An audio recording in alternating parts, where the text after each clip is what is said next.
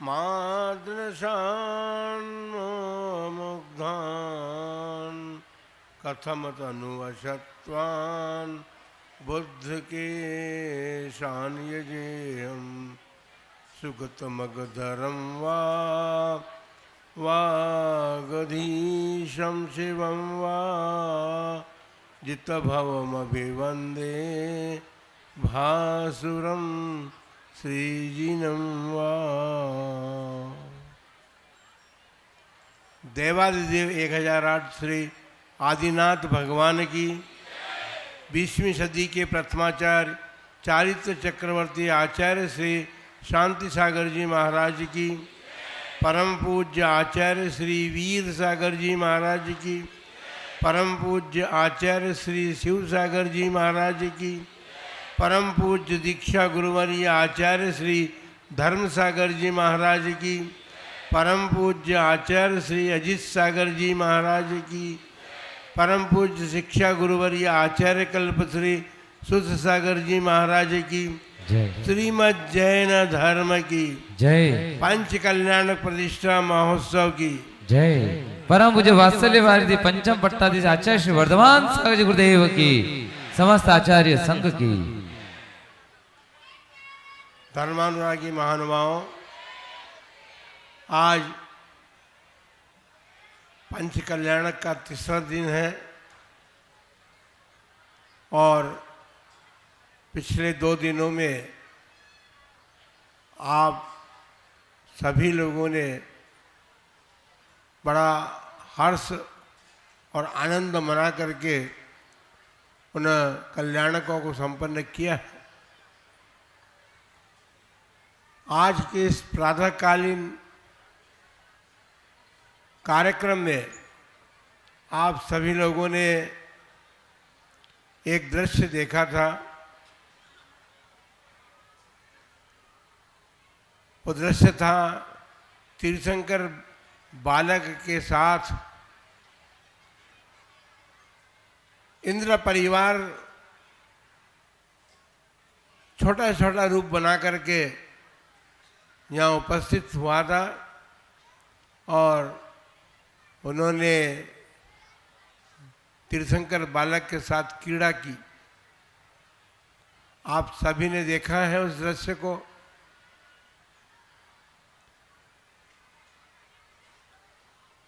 पुण्य और पाप, इससे संसार लिप्त है। जो अच्छे कार्य कर लेता है वो पुण्य का उपार्जन करता है, लेकिन फिर भी प्रत्येक मानव के जीवन में सदा एक सा समय नहीं रहता, एक सा उसका पुरुषार्थ नहीं रहता, एक से उसके परिणाम भी नहीं रह पाते हैं। और संसार के साथ साथ फिर आप तो सब गृहस्थ हैं और गृहस्थ जीवन में पुण्य के साथ साथ पाप के कार्य भी आपके जीवन में होते हैं, पाप भी अर्जन करते हैं। हमारा कहने का तात्पर्य यह है कि आप सभी अभी जिस दृश्य को देख रहे थे वो दृश्य इंद्र परिवार के बालकों का नहीं था, वो दृश्य तीर्थंकर बालक का भी नहीं था। तीर्थंकर भगवान आदिनाथ भी हम जैसे ही बालक थे, किंतु बहुत बड़ा पुण्य अपने साथ लेकर के आए थे। 16 कारण भावना के साथ साथ उन्होंने ये भी भावना भाई थी कि संसार के प्राणी कैसे सुखी हों। इस भावना के बल पर उन्होंने 16 कारण भावनाओं को भाते हुए और अपने पूर्व जन्मों में तीर्थंकर नाम कर्म का बंध किया था। और हम आपको बता दें कि कर्म प्रकृतियां जितनी भी हैं उसमें पाप और पुण्य प्रकृतियां हैं। लेकिन तीर्थंकर नाम कर्म तो महापुण्य प्रकृति है। आप सभी जानते हैं इस बात को कि तीर्थंकर महापुरुष जन्म लेते हैं तो मतिशुद्ध अवधि 3 प्रकार के ज्ञानों के साथ वो वहाँ पर आते हैं माता के गर्भ में। माता में वो शक्ति सामर्थ्य नहीं होती कि वो देवियों के गूढ़ प्रश्न का उत्तर दे सके। वो शक्ति होती है उस गर्भ में आए हुए बालक के पुण्य की, उसके द्वारा वो गूढ़ प्रश्नों का उत्तर भी देने में सामर्थ्य प्राप्त करती है। बंधुओं, आजकल की माताएं भी गर्भ धारण करती हैं। हमने माताओं का नाम इसलिए लिया क्योंकि गर्भ धारण करने की शक्ति तो उनके ही पास है, आप लोगों के पास नहीं है। पुरुषों, आज तक कोई इतिहास नहीं हुआ कि किसी पुरुष ने गर्भ धारण किया हो।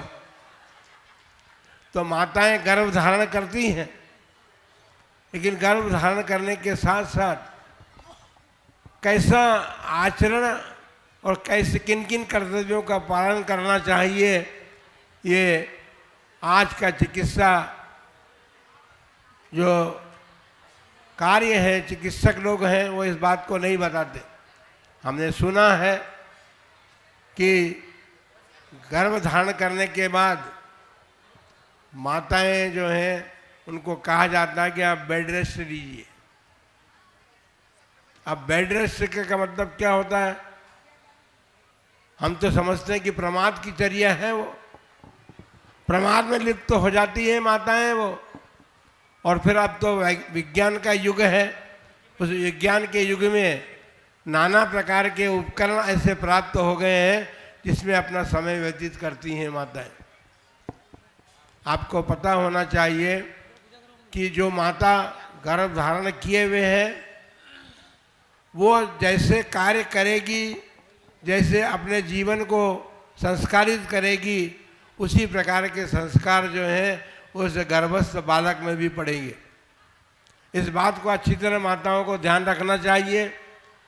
आप जैन शासन के उन शास्त्रों का अध्ययन मनन चिंतन करें जिसमें गर्भस्थ माताओं को क्या चर्या उनकी है होनी चाहिए और किस प्रकार उनको अपना जीवन समय वो बिताना चाहिए, इस बात की सारी वो है। आपने सुना अभी कि जिस समय परम पूज्य चारित्र चक्रवर्ती आचार्य श्री शांति सागर जी महाराज अपनी माता के गर्भ में आए थे, चारित्र चक्रवर्ती के रूप में तो नहीं आए थे, वो तो स्वर्ग गया और ऊंचे स्वर्ग से भी आ सकते हैं, ऐसी कोई बात नहीं है। उनके जीवन में संस्कार थे, पर जब वो गर्भस्थ माता ये सोचती है कि मुझे जिनेंद्र भगवान के पूजन करनी है, और पूजन भी करनी है तो कोई सामान्य पूजन नहीं, 108 कमलों से पूजा करनी है भगवान की। सोचिए जरा, कौन सी माता भी ऐसी है जो गर्भ धारण करने के बाद माता अपने उस गर्भस्थ शिशु को संस्कारित करने के लिए, अपने जीवन को संस्कारित करने के लिए तैयार होती है। वो जिनेंद्र भगवान की पूजन तो क्या, जब उसे बेड रेस्ट कहा जाता है तो वो जिनेंद्र भगवान के दर्शन भी करना भूल जाती है।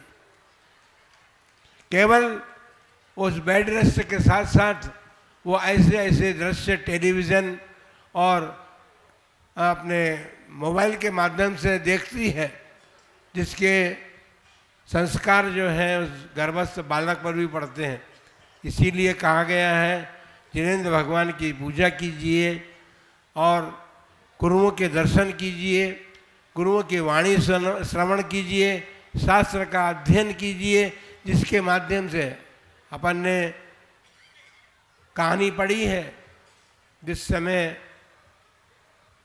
अर्जुन अपनी पत्नी को गर्भस्थ हो चुकी थी तो वे चक्रव्यूह में प्रवेश करने की कथा सुना रहे थे।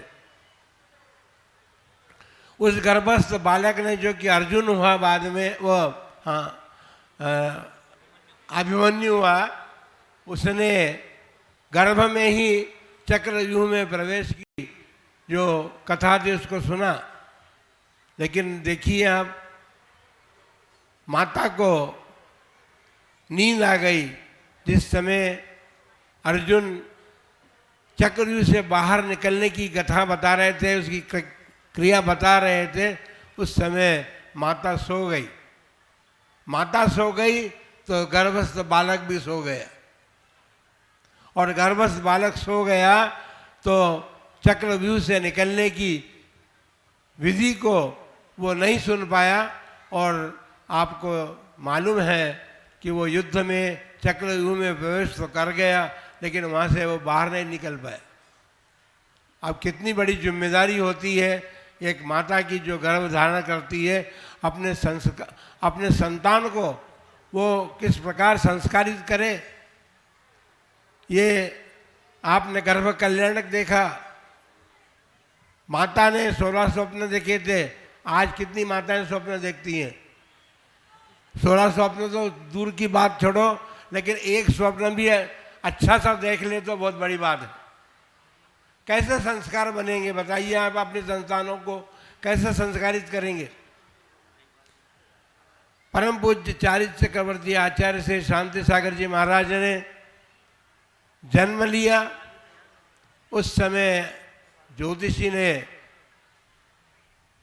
जब कुंडली बनाई तो उनकी कुंडली में नाना प्रकार के योग थे, लेकिन जब माता ने अपने पतिदेव से प्रश्न किया तो सारा परिवार इस बात के लिए प्रसन्न था कि माता ने ऐसे बालक को गर्भ में धारण किया है जो सारे संसार में जैन धर्म का उजाला प्रकाशमान करेगा।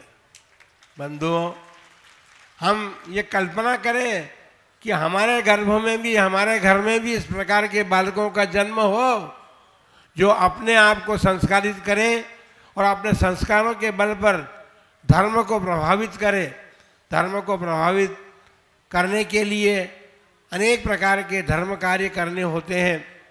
परम पूज्य चारित्र चक्रवर्ती आचार्य श्री शांति सागर जी महाराज ने हम सबको, चाहे वो गृहस्थ जीवन हो आपका या मुनि जीवन हो, दोनों ही प्रकार के जीवन जीने वाले लोगों के लिए उन्होंने बहुत बड़ा प्रकाश दिया है। और अपनी चर्या के माध्यम से उन्होंने अपने जीवन को, केवल अपने ही जीवन को नहीं, अनेक भव्य जीवों को प्रेरणा प्रदान की। और उसके माध्यम से आज आपको यत्र तत्र सर्वत्र दिगंबर मुनियों के दर्शन करने का सौभाग्य प्राप्त हो रहा है। लेकिन आपने हमारे हितेंद्र सागर जी महाराज के मुख से उनकी स्वरचित रचना सुनी है।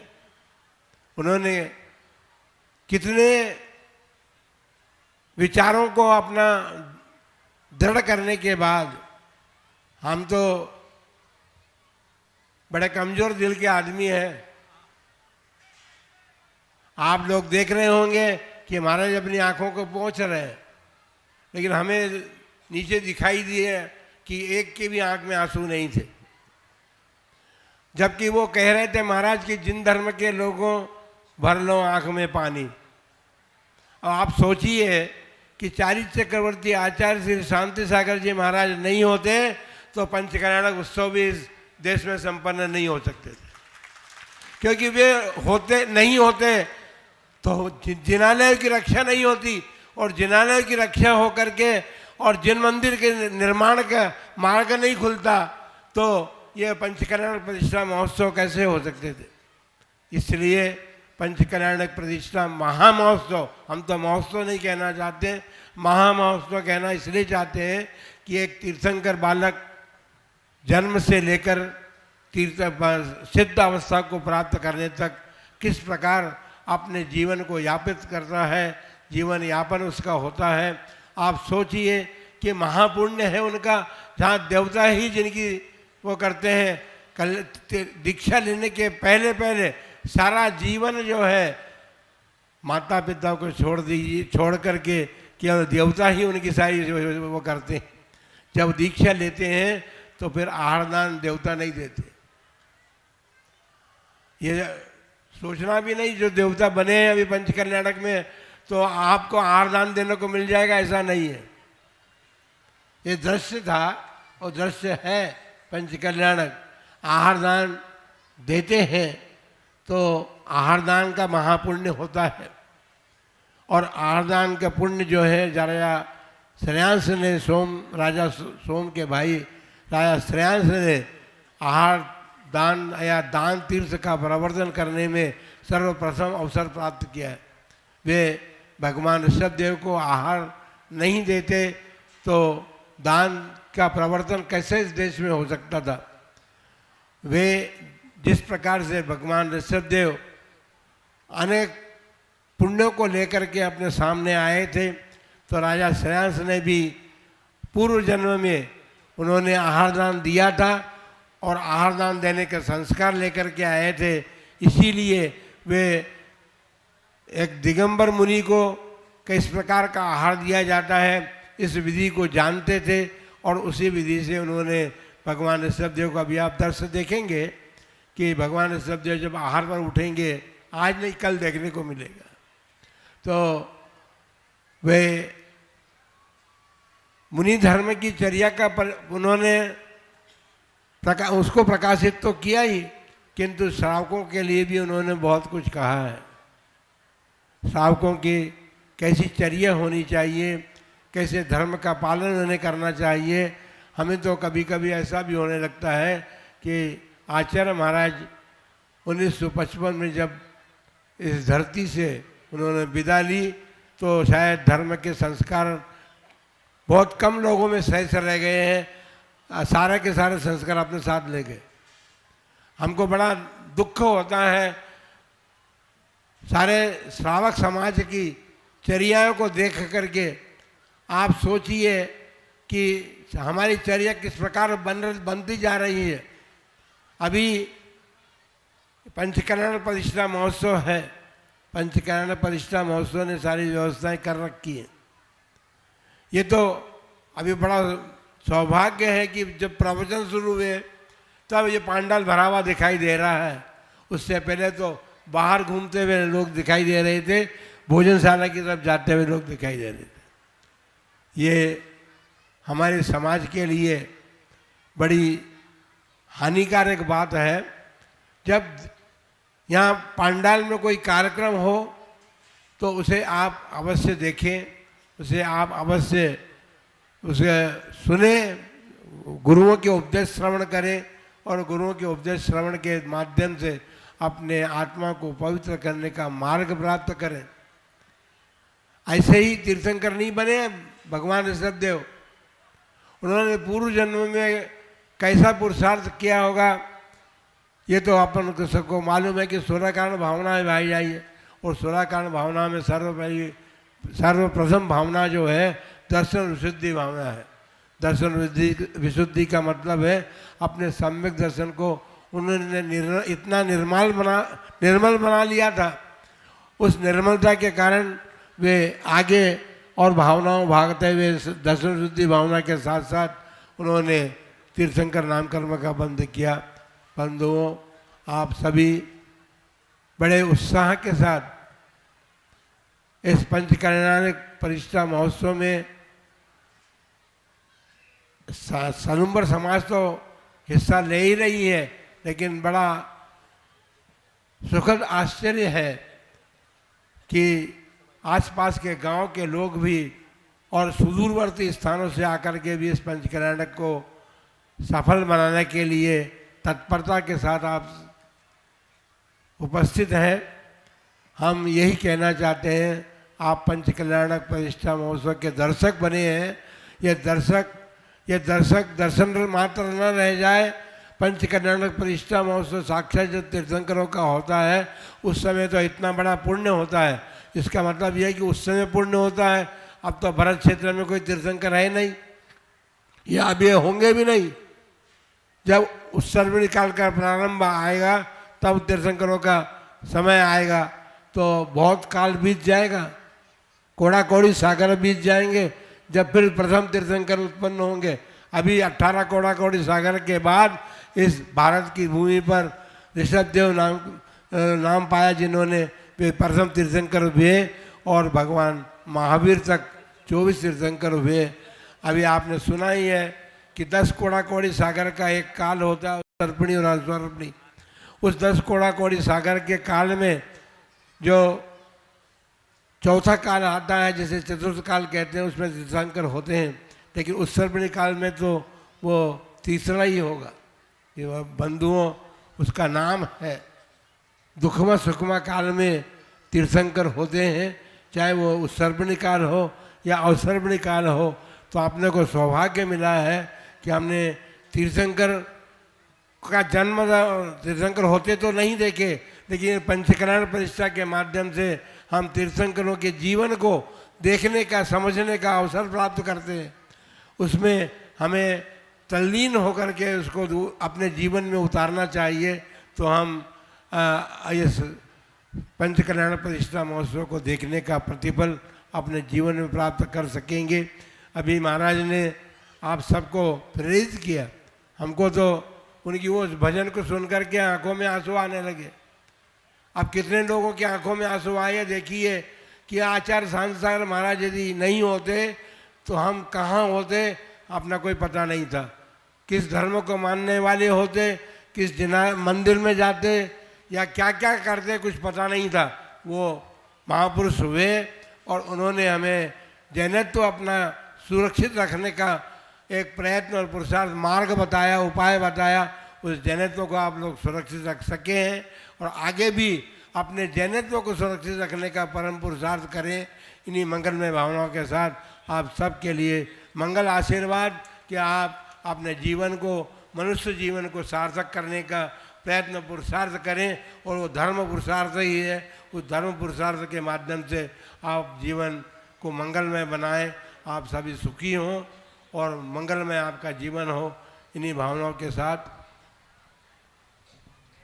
श्रीमद् महावीर भगवान की